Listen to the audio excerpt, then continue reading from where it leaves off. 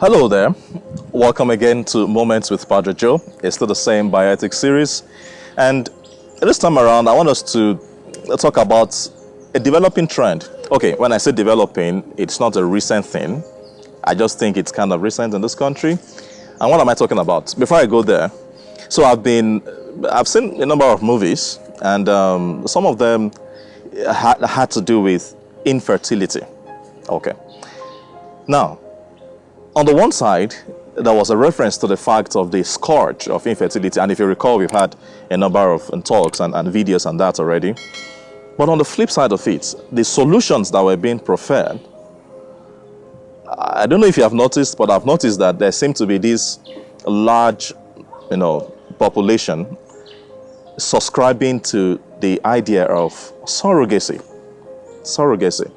Now, that's quite interesting. As a matter of fact, I watched a movie, and at the very end, it was a public appraisal. They actually said it is recommended, it is good, you should do it.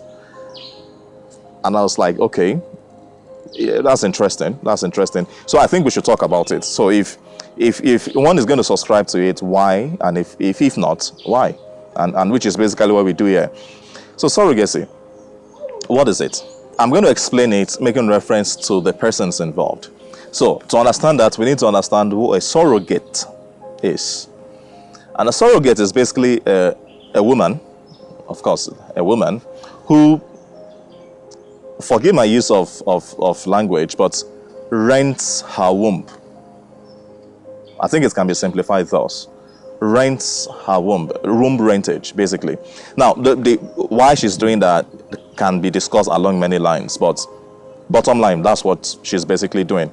A surrogate is a woman who agrees to be implanted with the embryo of a completely different couple. So, let's explain that.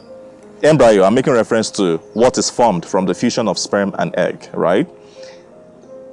So, the moment that is formed, it's inserted into a completely different woman for it to gestate. And usually, it's always born out of the fact that the intending couple are infertile, or maybe the woman who really wants to have a child and cannot, maybe she has some physiological issues or gynecological issues, issues with the reproductive system, basically.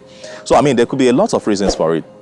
But as we try to do on this channel and on this ministry, we need to pay attention to the details. It's always very important. Let's not just take things at face level. Okay, so if you just talk about surrogacy, somebody cannot give birth, somebody else can help. What's the big deal? That kind of makes sense. But not until you pay attention to it. It was the same thing that we did with IVF. You should see that video, by the way. And it's now the same thing we are trying to do with surrogacy. So let's get into it a little bit more.